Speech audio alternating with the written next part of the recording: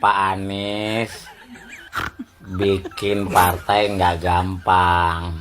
Ya emang nggak gampang, Pak. Yang gampang itu ya yang dari awal oposisi teriak-teriak anti dinasti. Ya enggak, goyang juga imannya. Ya pasti ada resiko. Ya, apalagi membuat partai. Kalian membangun partai PKS gampang nggak? Susah kan? Nah, tapi bisa, itu besar itu. Nah, kenapa panik? Panik gitu, panik. Anies membuat partai baru. Panik kehilangan suara. Nah? Assalamualaikum warahmatullahi wabarakatuh. Kembali lagi di channel Prayoga Muhammad. Gimana kabar kalian semua? Semoga baik-baik saja ya dan dilancarkan segala rizkinya. Setelah ramainya wacana untuk Pak Anies Baswedan membuat partai, dan tentunya banyak juga dari kalangan masyarakat, pengamat politik dan lain sebagainya yang ikut berkomentar. Ada yang setuju, ada pula yang menyarankan untuk Pak Anies tidak perlu membuat partai.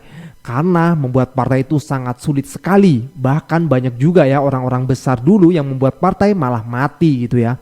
Nah teman-teman semua, ini juga PKS ya, nggak tahu sih, ini ada yang mengatakan bahwasanya PKS ketakutan, kebakaran jenggot. Tadi juga mengatakan nanti pendukung-pendukung dari PKS sendiri malah justru ikut partainya Pak Anies gitu ya. Di sini Bang Mardhani Alisera mengatakan PKS besar dan kecilnya tidak tergantung orang lain, selama bisa jaga kaderisasi dengan baik dan istiqomah. Insya Allah PKS sejahtera akan kuat dan membesar. Nah di sini beliau sedikit menyinggung soal partai baru ya. Membuat partai itu tidak mudah, tapi juga tidak mustahil, karena memang selalu ada partai yang dibentuk dan ada pula partai yang mati. Intinya di sini adalah yang namanya kita berjuang, ya kan, apalagi membuat partai itu tentu tidak mudah. Tentu harus ada perjuangan, kemauan, keuletan di situ ya. Kalau pengen mudah-mudahan ya tidur aja di rumah itu mudah itu. Atas postingan dari Bang Mardhani Alisera ini ada netizen yang menanggapi gitu ya. Bagaimana tanggapannya? Langsung saja kita lihat videonya. PKS nyinyir, bilang Pak Anies bikin partai nggak gampang. Ya emang nggak gampang, Pak. Yang gampang itu ya yang dari awal oposisi teriak-teriak anti dinasti. Ya enggak, goyang juga imannya. Pak, nggak usah nasehatin Pak Anies lah. Pak Anies orang pinter, ya enggak? Orang pinter, jangan sampai keblinger kayak partai ente. Aneh. Udah, masing-masing aja udah. Ya enggak? Mungkin nanti pengikutnya pada pindah semua ke partai yang dibikin Pak Anies, bisa jadi. Ya enggak? Ya enggak? Ah? Uhui. Bang Mardhani dari PKS bilang, katanya kalau bikin partai itu tidak mudah dan menghimbau. Siapa bilang yang gampang? Yang gampang itu Pak, kita tidur-tidur di rumah, ya, santai-santai di rumah itu baru gampang. Kalau kamu keluar rumah pasti susah, ada tantangan.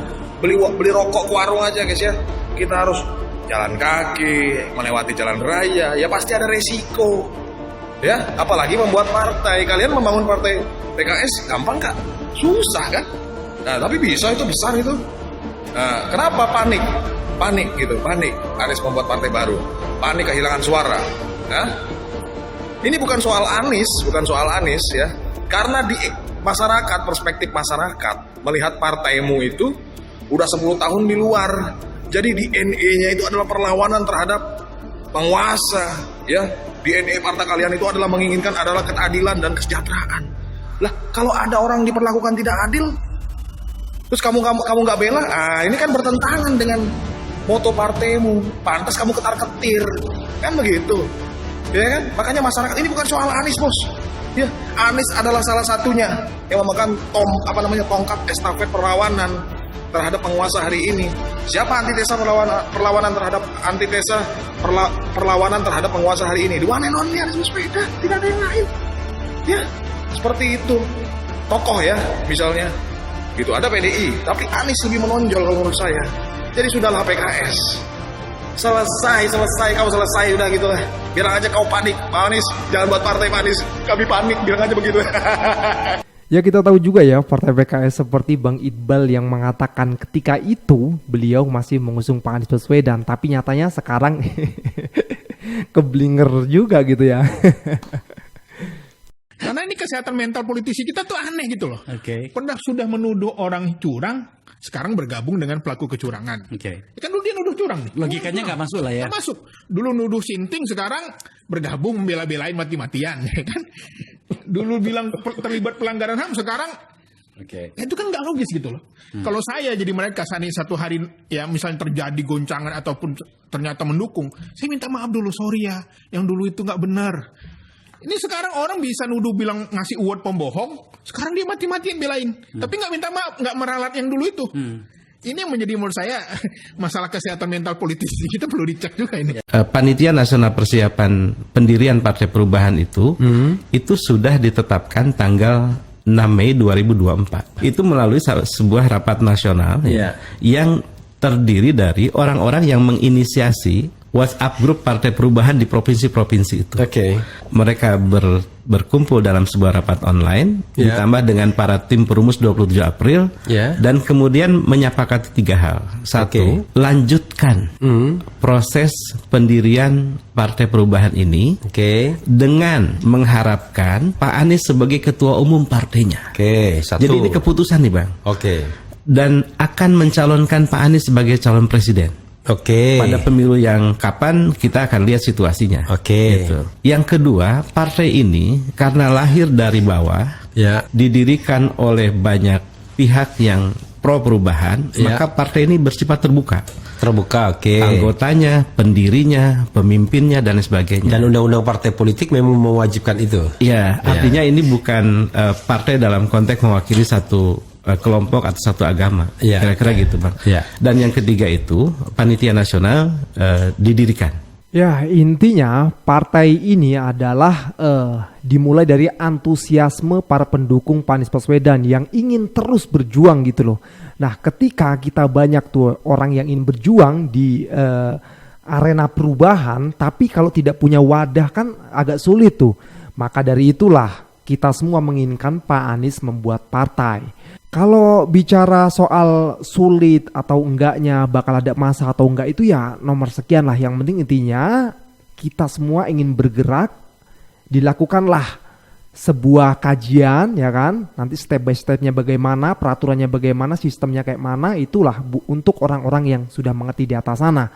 Kalau yang di bawah masih apa aja gitu kurang lebih ya teman-teman semua ya. Nah oke, coba kita geser dikit ya. Ketika itu waktu perdebatan di Pilpres, Pak Prabowo sempat tuh mengatakan ya, kalau Pak Jokowi itu diktator, Anda nggak mungkin bisa jadi gubernur, Pak Anies. Ya kurang lebih seperti itu ya. Dan ini ada yang berkomentar serta kita tampilkan videonya. Ada yang ingat nggak kata-kata Pak Prabowo? Mas Anies mengeluh tentang demokrasi ini dan itu dan ini. Mas Anies dipilih jadi gubernur DKI menghadapi pemerintah yang berkuasa. Saya yang mengusung Bapak. Kalau demokrasi kita tidak berjalan, tidak mungkin Anda jadi gubernur. Kalau Jokowi diktator, Anda tidak mungkin jadi gubernur. Saya waktu itu oposisi, Mas Anies. Anda ke rumah saya, kita oposisi, Anda terpilih. Waktu habis, Bapak.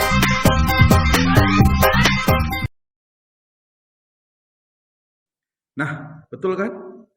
Sekarang terbukti bahwa Pak Anies tidak bisa mencalon menjadi gubernur DKI Jakarta. Padahal aspirasi masyarakat, keinginan masyarakat banyak untuk menginginkan Pak Anies itu menjadi gubernur DKI Jakarta.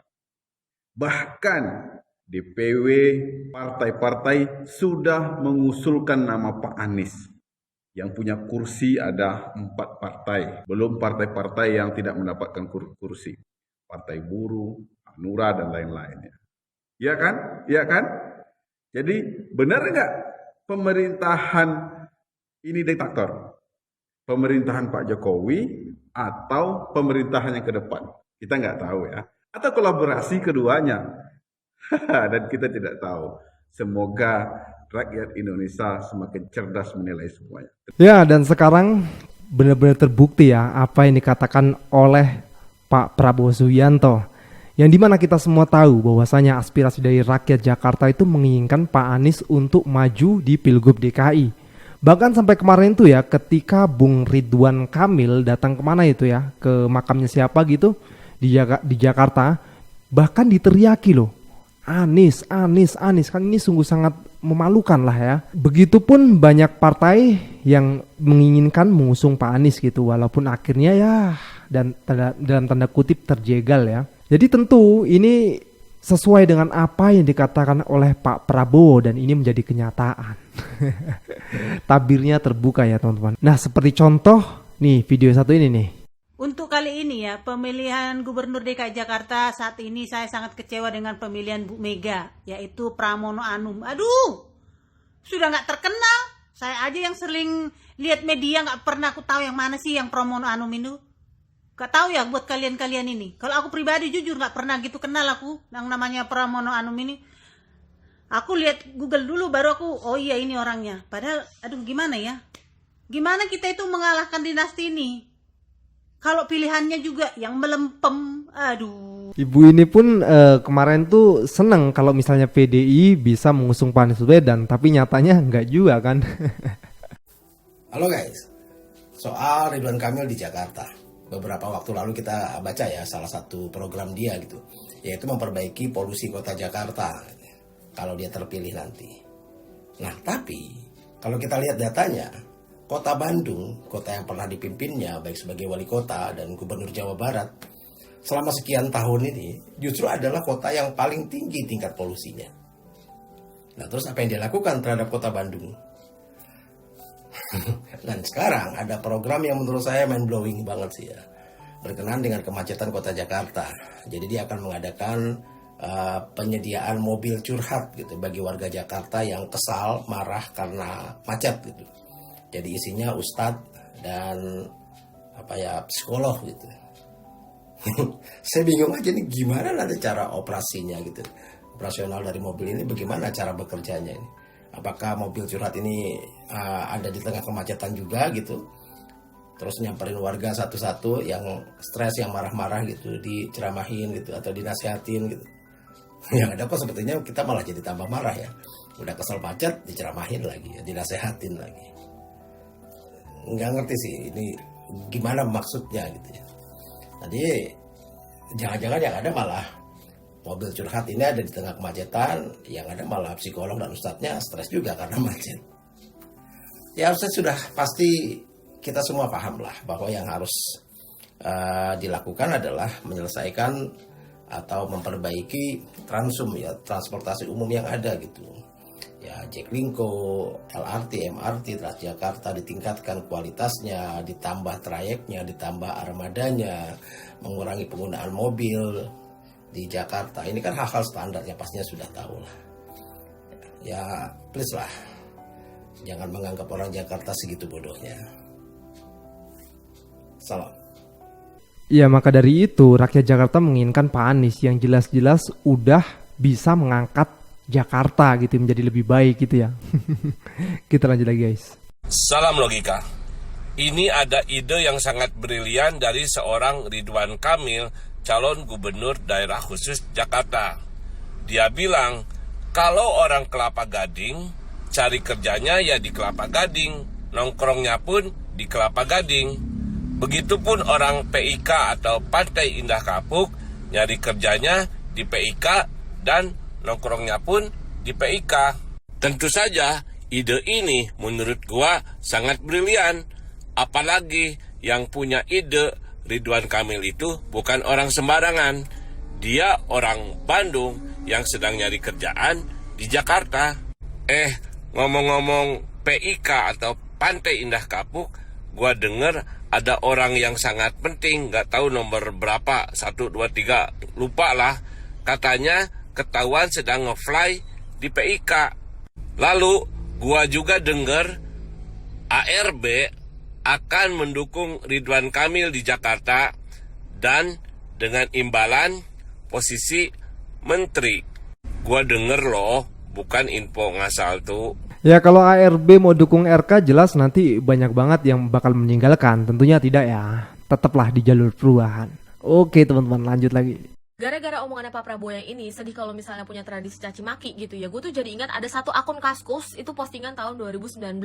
Lewat gak sih di FYP kalian? Pokoknya kayak namanya tuh Fufu apa gitu ya. Pokoknya ini tuh bener-bener personal banget menjelekannya gitu. Dan yang diserang itu adalah anaknya. Gue nggak tahu berapa umur orang yang nulis itu gitu kan, tapi kayak menurut gue apa salahnya anak Pak Prabowo coy, kayak dia nggak pernah menampakkan dirinya juga gitu kan, terus dia kagak ada salah apa-apa gitu loh, kayak bapaknya nyalon ataupun apa gitu ya udah gitu. Lagi pula kan kayak bapaknya punya kehidupan sendiri, anaknya juga udah dewasa punya kehidupannya sendiri, kayak kenapa harus diserang gitu loh anaknya. Itu postingan dibuat tahun 2019 kalau nggak salah gitu ya. Itu kayak lu bayangin Pak Prabowo tuh belum menjabat apa-apa di 2019, jadi kayak mau kritik dia pun ya nggak ada sangkut pautnya gitu loh sama anaknya. Kalau misalnya anaknya nggak bikin salah gitu ya, itu boleh lah kita kritik gitu kan, tapi ini jatuhnya udah bukan kritik lagi. Dari semua tulisannya yang gue lihat itu tuh jatuhnya lebih kayak menghina gitu loh, bahkan sampai ngebikin stereotip ke anaknya Pak Prabowo yang dimana kayak menentukan identitasnya anak Pak Prabowo gitu loh, dibilang kayak sorry ya gitu, kayak gay, homo dan segala macam. Maksud gue kayak lu siapa, lu pernahkah ketemu sama dia secara langsung? Kan enggak. Lagi pula apa sih yang pengen dibenci dari anaknya Pak Prabowo gitu loh, menurut gue nggak ada gitu ya. Dia juga punya prestasinya sendiri.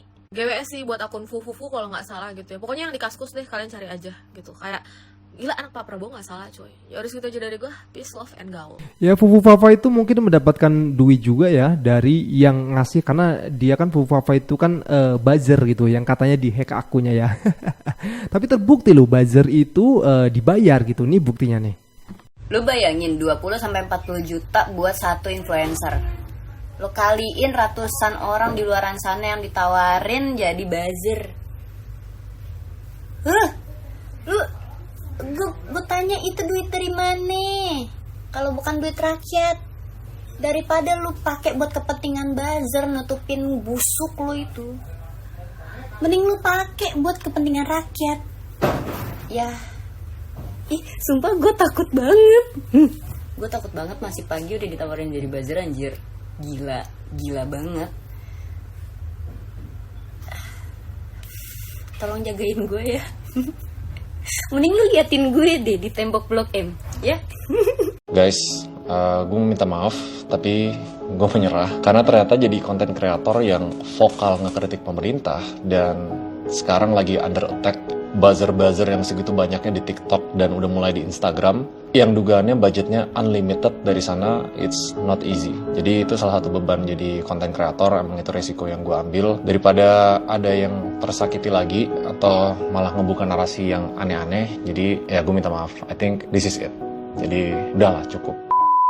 Tapi cuma bercanda. Jadi untuk buzzer-buzzer yang nge-repost gue, yang nge-komen jelek, yang tanda kutip membunuh karakter gue lewat online, lanjutkan.